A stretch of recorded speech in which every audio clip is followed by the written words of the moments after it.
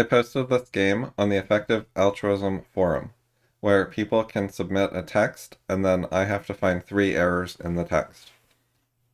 The first one I'm going to be looking at is the case against education. I thought I sorted this. Okay, the case against education by Bryan Caplan. Only chapters 1 through 6. The guy is less of a fan of 7 to 10, or really disagree with many of the arguments. 7 to 10 has policy recommendations, whereas 1 to 6 has criticism of universities.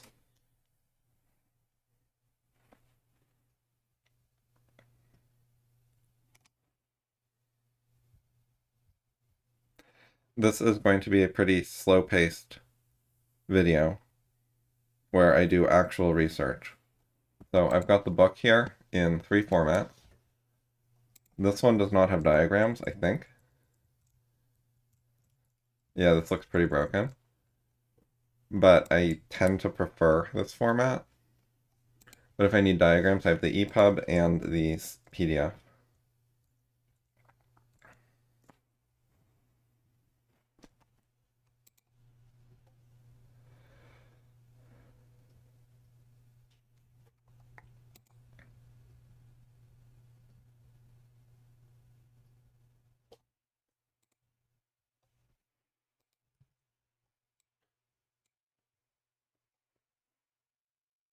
So I was going to write a brief introduction.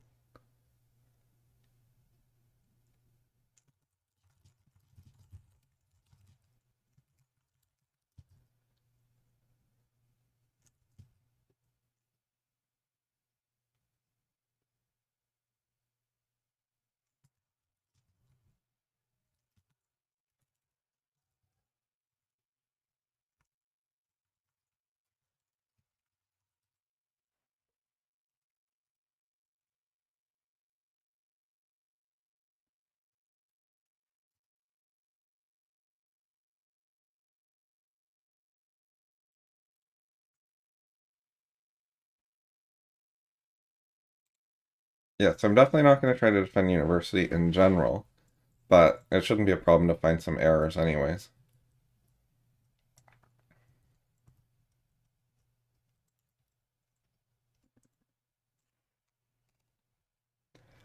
So someone else submitted some criticism, and they complained about this ordinary least squares part. And I only glanced at their criticism briefly.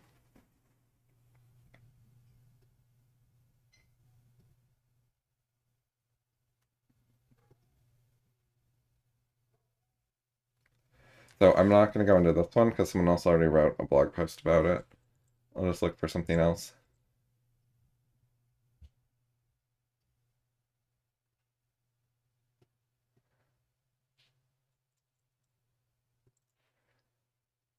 So I believe I know the basic thesis of the book, which is university is for social signaling rather than learning useful skills.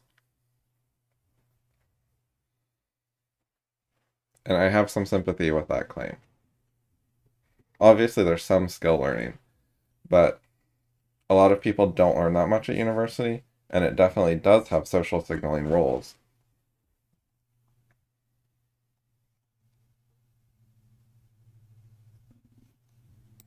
So I read a sentence like this, and that sounds true to me. Typical students, so not every student, but the majority, spend a lot of time on things that are not that useful.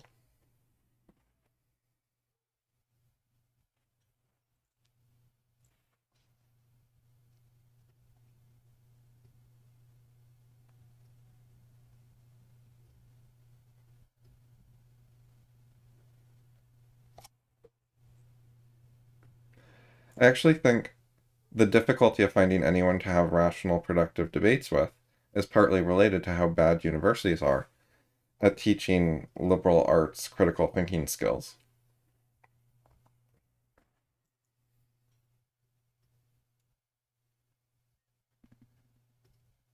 A ton of the people who screw up quite badly when trying to debate me, or just won't do it at all, have university degrees.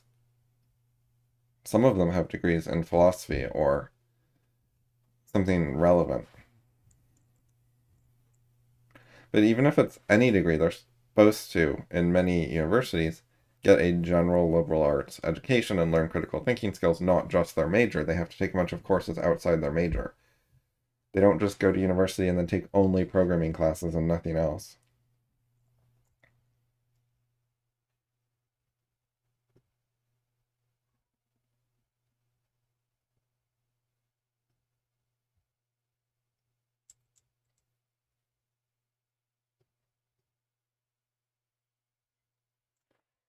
Right, so signaling model.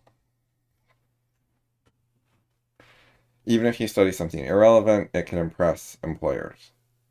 Which, my general opinion of that is you only need one job. So it's not worth it to go to university in order to make getting hired easier. Instead of spending 4 years at university, you can spend, say, 6 months putting a lot of work into getting hired somewhere. And a difficult job search is less bad than university. Doesn't work great for everything, but I think that works pretty well for a lot of stuff. That it is possible to find some sort of employer that will give you a chance. And then if you do a good job and get it on your resume, it's easier to find the next job. So it's really just the first one that is a big problem a lot of the time.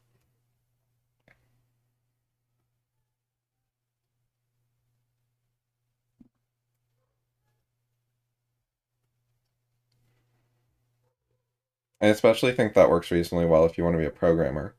On the other hand, if you want to be a senator, I don't know exactly how you break into that industry with no credentials, but I haven't looked into it. Maybe you can do it, I just have no idea.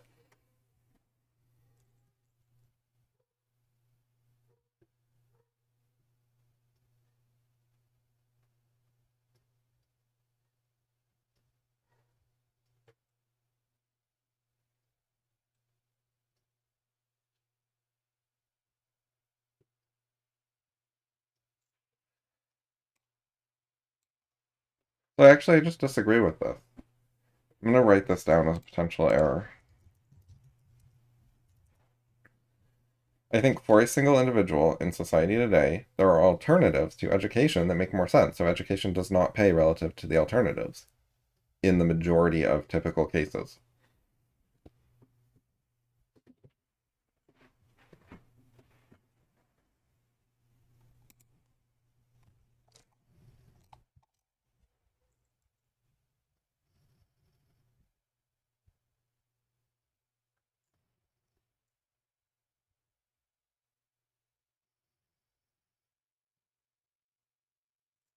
This part makes sense. I get the point of the difference between the two models.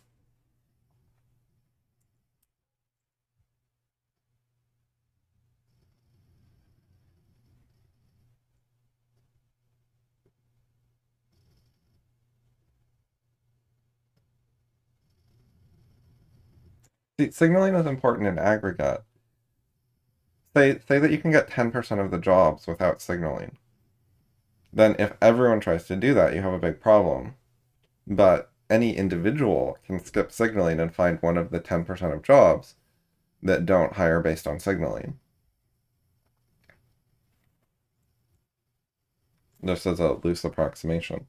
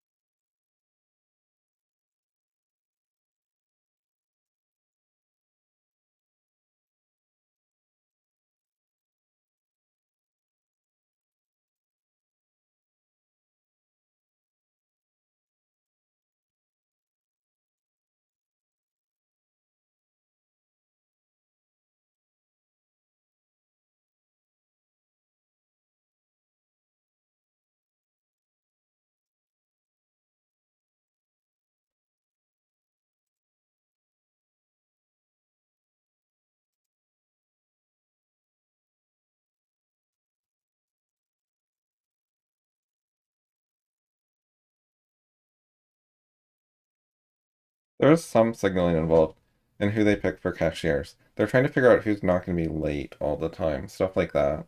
Who's not going to steal from the company.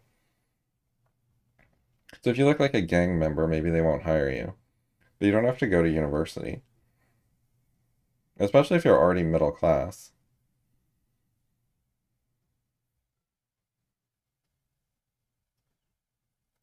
But I mean, they hire plenty of lower class people for those jobs. So it's not like you have to be middle class. It's just one of the ways that would make it easy to get the job. And actually, being too well educated can be a problem because they figure you'll get bored and quit.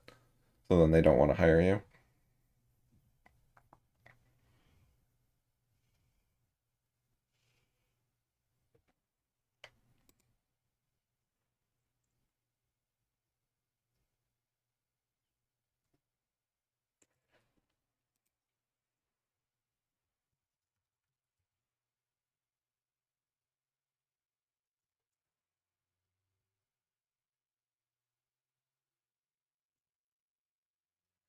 Trying to figure out what I can search to see if he says anything about starting your own company or doing a job search. Job search. Like, does he say anything in the book that is relevant to what I wrote? Let's read the table of contents more closely. I have like a very rough sense of what kind of book this is, so I don't expect that he's going to address this later, but there's a chance that he does.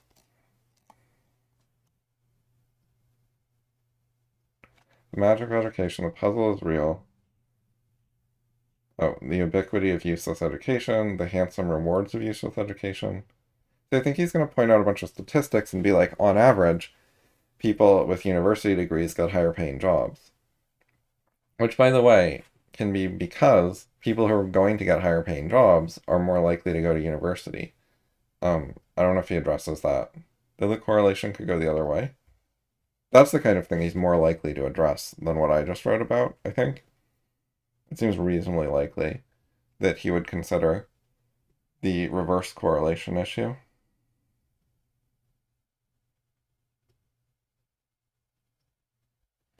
Oh, who cares if it's signaling the selfish return? Okay, that is probably where I need to look. Yeah, signs of signaling is not what I need. I need who cares if it's signaling a selfish return. This is the relevant chapter. So we're going to look at this chapter. Search not working. All right. What if we search for chapter 5? All right, here we go.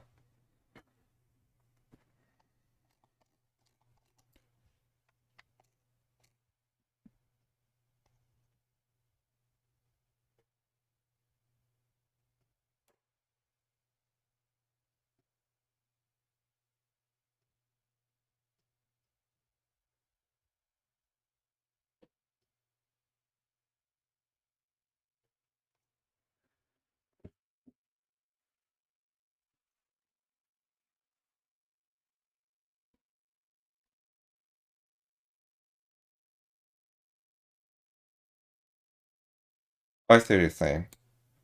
If it's about signaling, you want to find teachers who will give you high grades and you don't really care if you learn anything.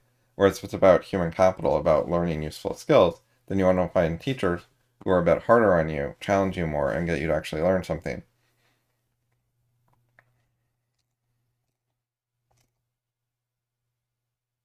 So he's saying for society, it's a big deal which one is going on.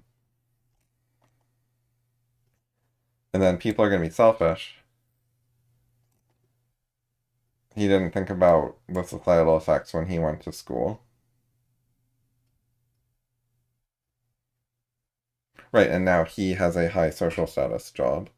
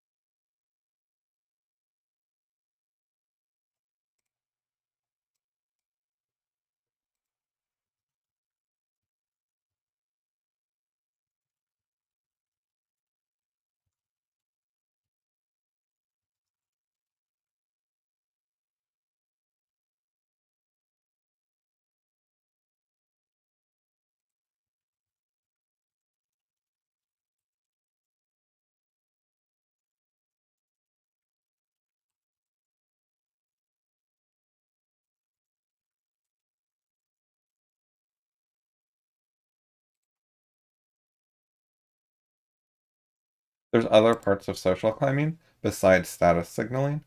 For example, networking with other people. If you go to Harvard, you can meet a bunch of other people at Harvard, and later you can all be biased in each other's favor and help each other's careers.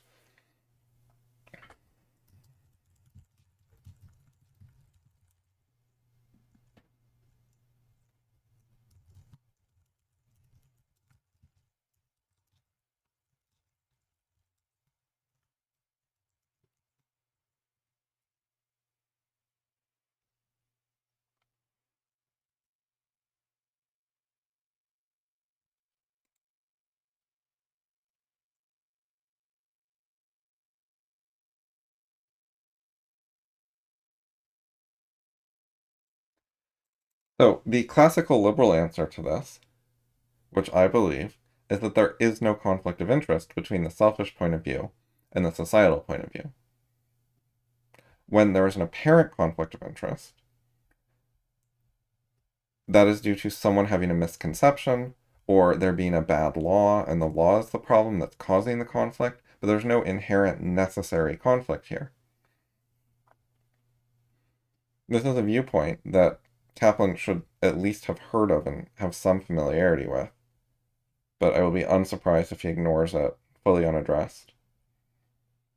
I know that he dislikes Austrian economics, or at least like partially dislikes it. He wrote an essay attacking it, but that is compatible with him having some sympathy with it.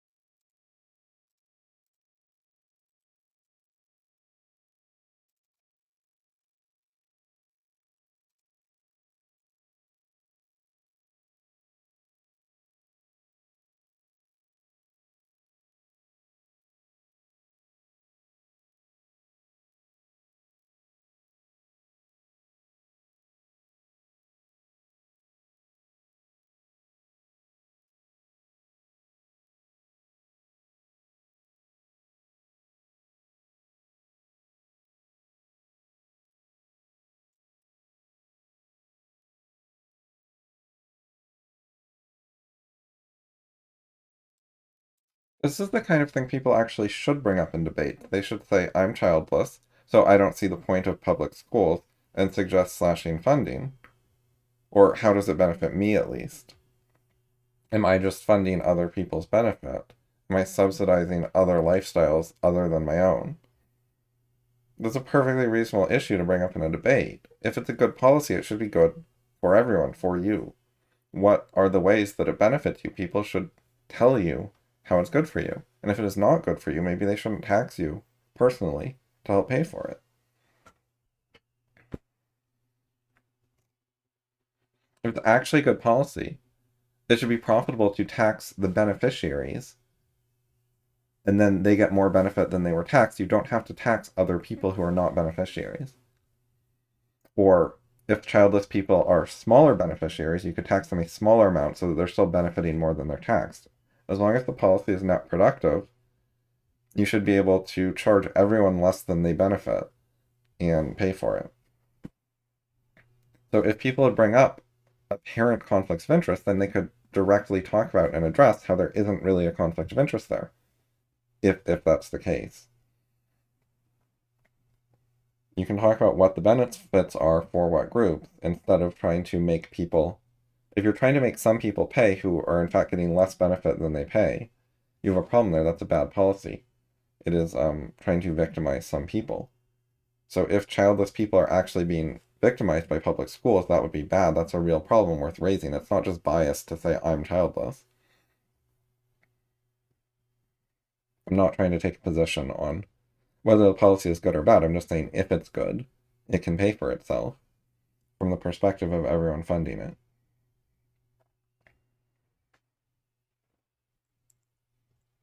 And so people who think it's not benefiting them, they might be wrong. They might be getting a lot of benefits they don't recognize. And that is a thing that can be discussed and pointed out to them so that they like it better instead of just thinking that they're getting screwed over without realizing the benefit. It's a thing that should come up in discussion, and then you can see, can people actually point out a bunch of benefits they were missing or not?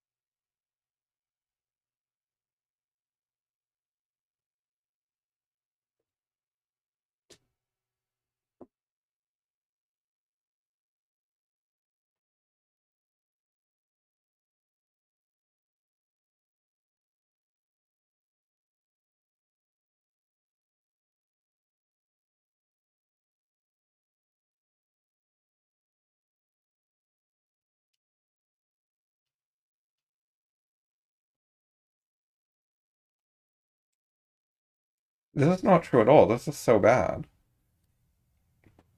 The cost of the cruise is not just the fare. The cost of the cruise is also the time cost of the entire cruise. All right, well, I'm going to do this one.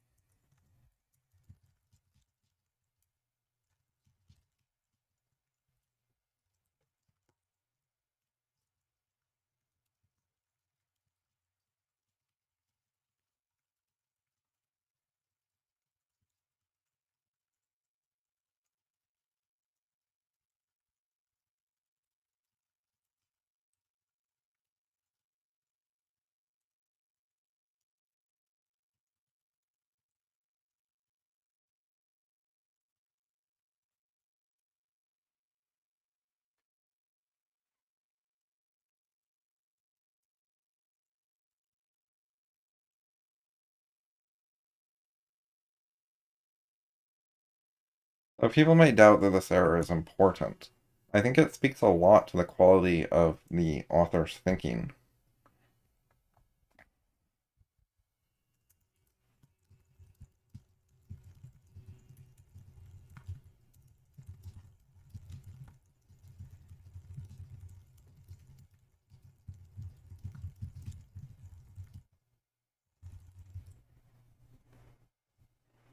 Oh yeah, I still wanted to check if he considered the reverse correlation thing. I need to write that down.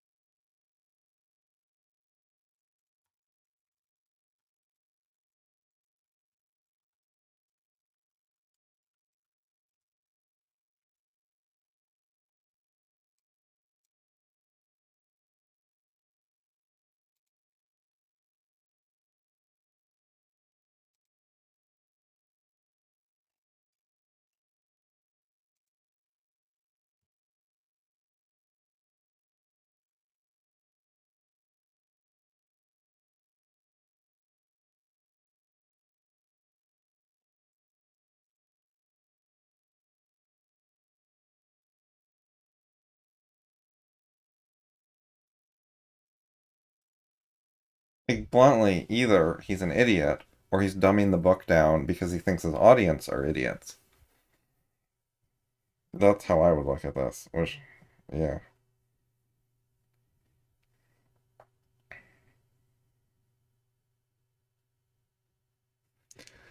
The not considering the time cost of the cruise.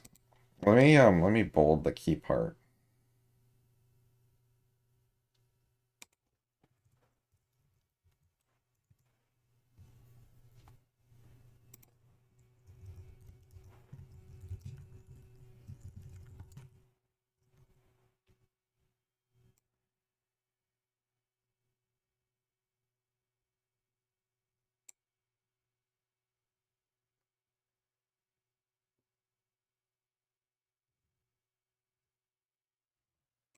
I don't need this ending.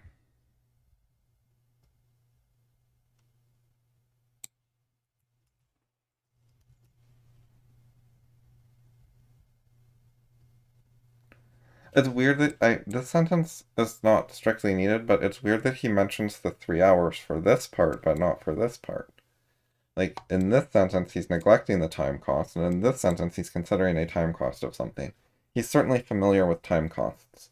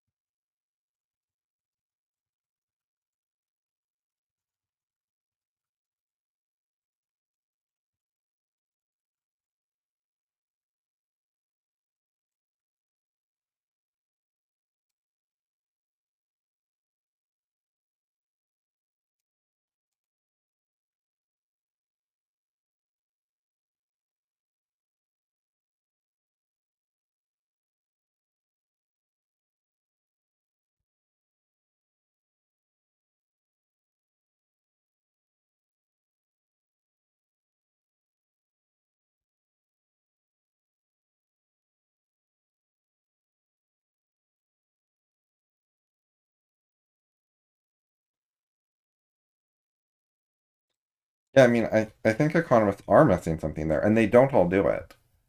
It's only certain types of economists.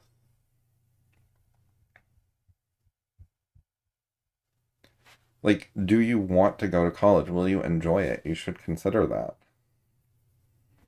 You should not look at it as a single dimension rate of return. High income is not the only thing that matters in life.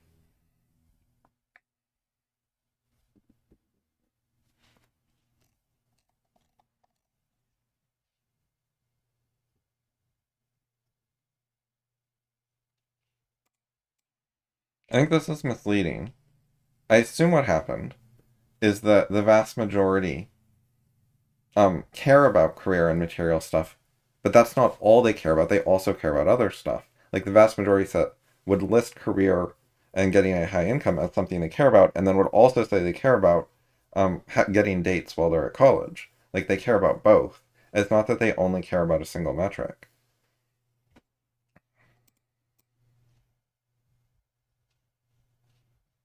Right, so on a survey, 90% care about this issue. That doesn't mean they care about it exclusively.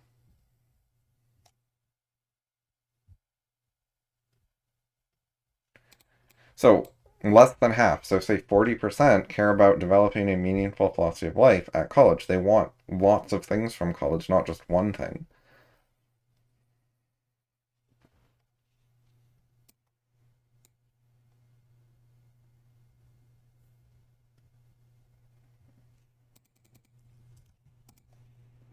All right, we've got error three.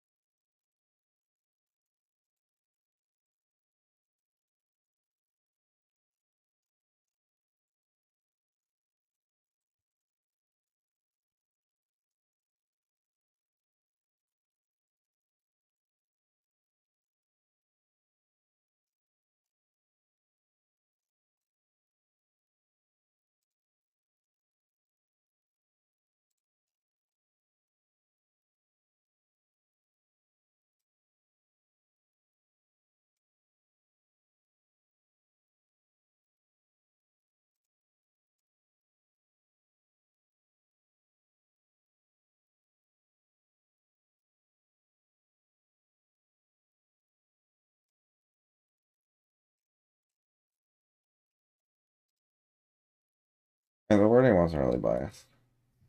It wasn't the wording that biased, but there's something about the presentation. I mean, maybe it's biased, maybe it's just wrong.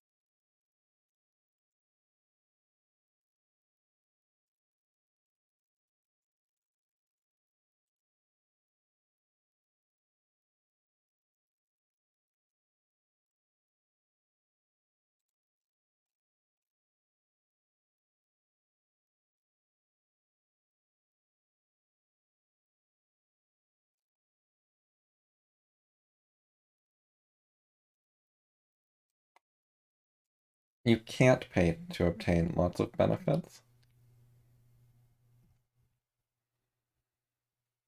Like,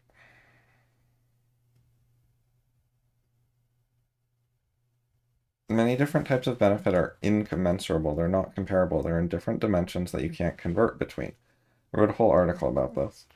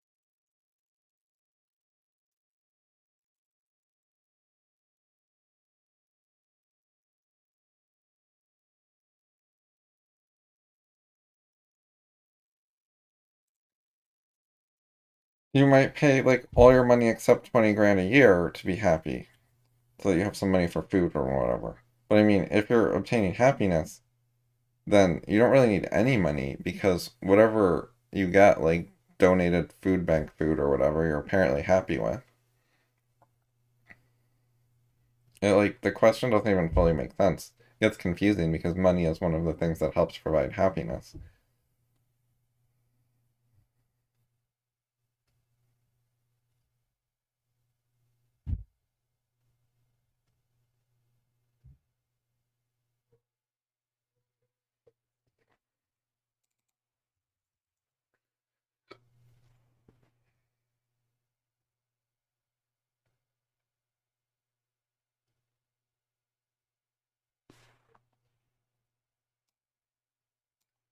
Okay, there's this, and then I was still trying to look at the first thing. Not,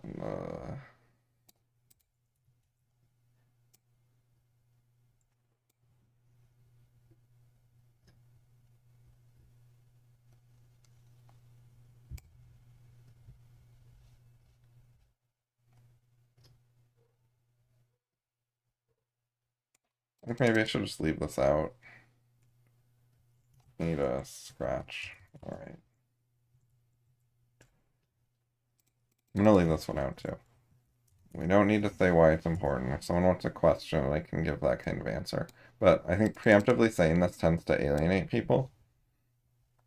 Like, he was wrong. That speaks for itself.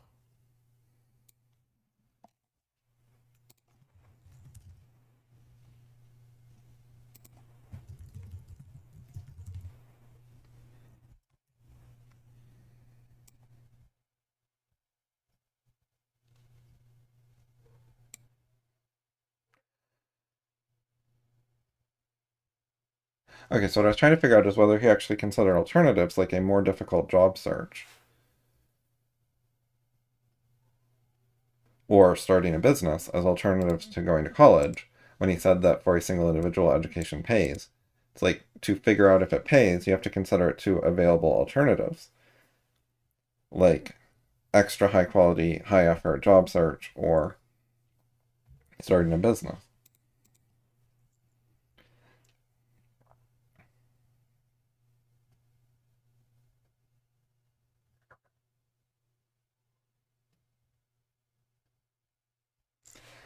Right, okay, so even if you could calculate the benefits of education this way, which is really problematic, and it leaves out tons of factors people care about. And do you know why he's leaving out tons of factors? It's not just that educational investments are messy, it's because you fundamentally cannot do the thing he's trying to do, because you're dealing with qualitatively different dimensions that do not combine in the way he wants to combine them. Like, his entire thinking method is fundamentally wrong. But that is tangential. That is not, I'm not going to use that as one of my three errors. But I did briefly mention.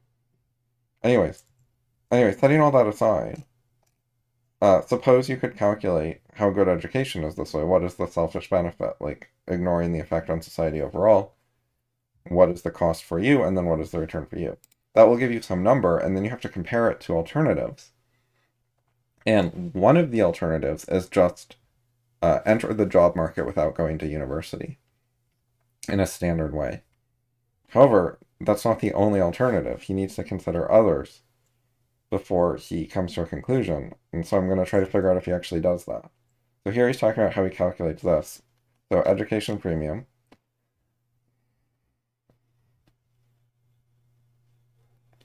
And this one gets into the issue of correlation is not causation. If you have a bunch of statistics showing education correlates with higher income, that doesn't mean it's causing it. Okay, and then we have the cost of tuition and the time spent out of the job market.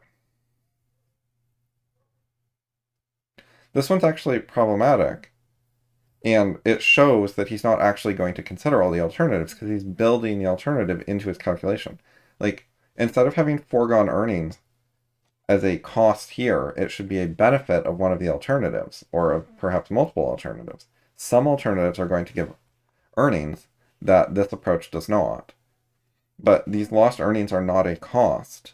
They are a lack of benefit. The benefit should be added on to a different alternative.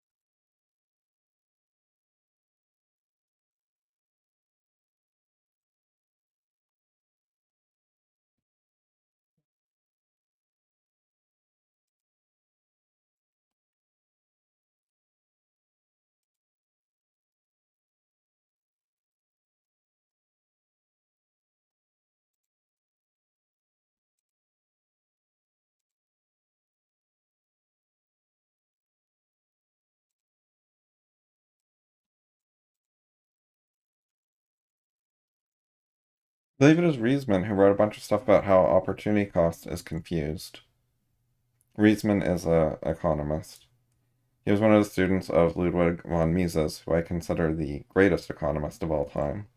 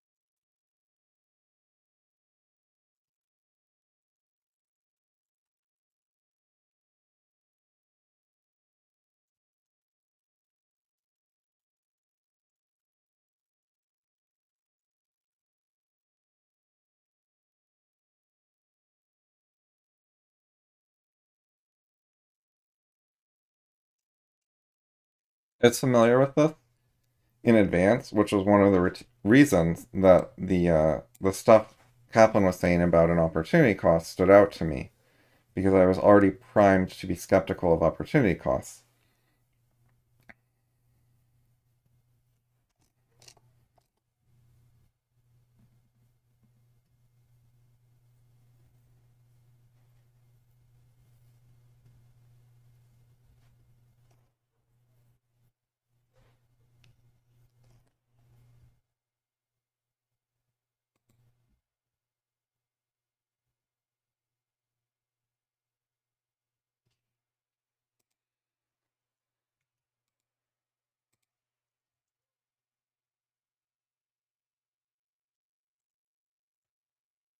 Is this a new chapter?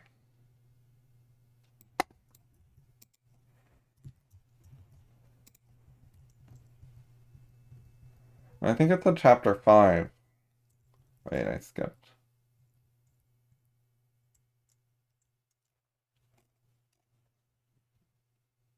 We care if it's signaling the social return is chapter 6. Okay, so that was definitely not a new chapter, it was just a section.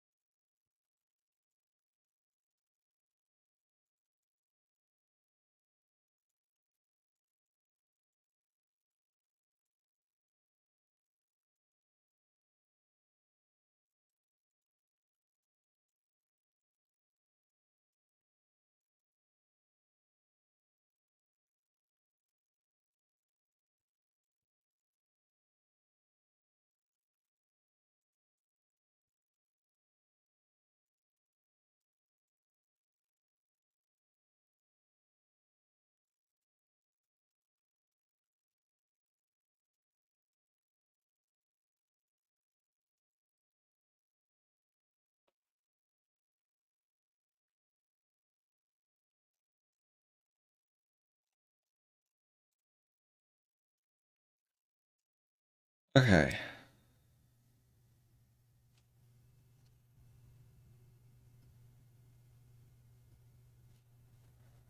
I think this is done. 1900 words. Alright, longer than intended on how much I wrote. However, the actual time spent on this, I've been recording for 75 minutes. That's not bad. That is less time than I thought it might take, even though I wrote extra.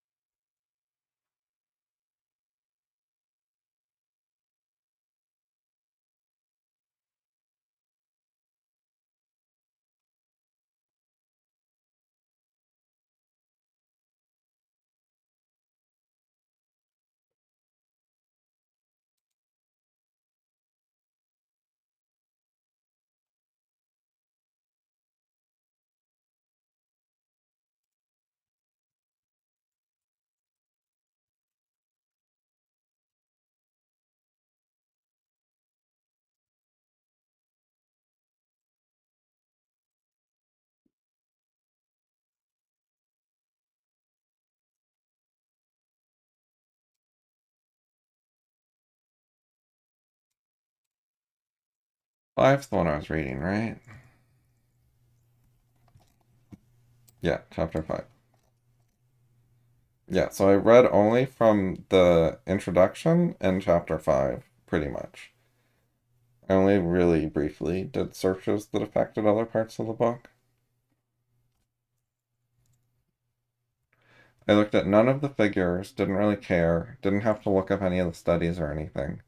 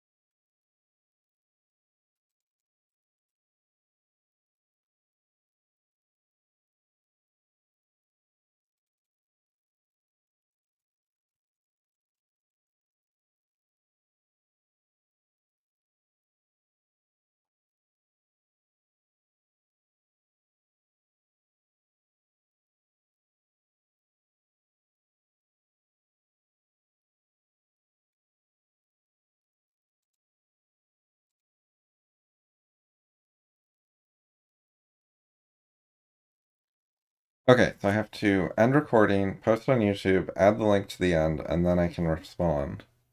Everything's written except the link to the video.